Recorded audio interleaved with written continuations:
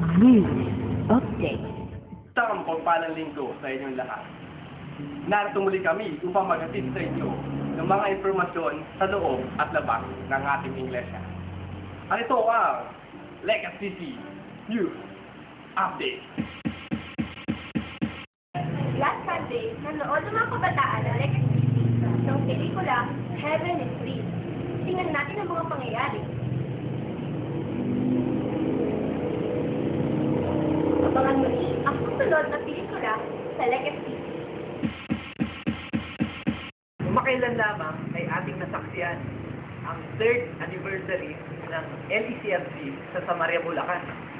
At ngayong araw na ito ay nagdiriwang ang LECFC Camarines ng kanilang 5th year anniversary. Our morning service starts at 10 a.m. and ends at 12 noon every Sunday. Enjoy God's presence and fellowship with our co-believers. However, we recommend that you attend the 5 p.m. to 7 p.m. service every Sunday. We've got more space for you in the evening service.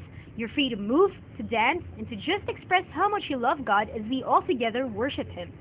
For the young people, the youth service is for you, 2:30 p.m. until 4 p.m. every Sunday.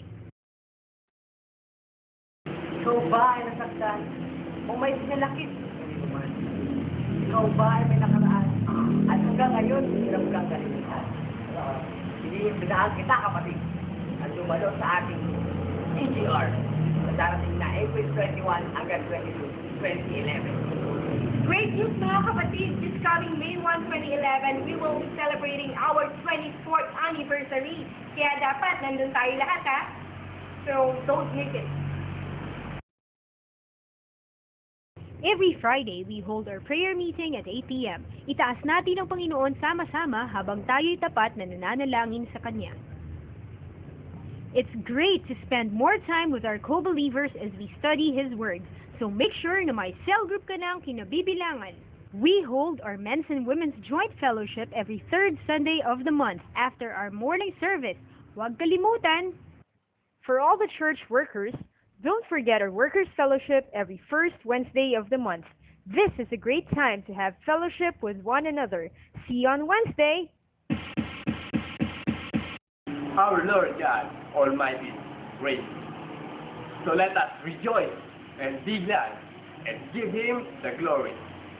So again, we are saying thank you and see you next week for another exciting edition of Legacy News Update.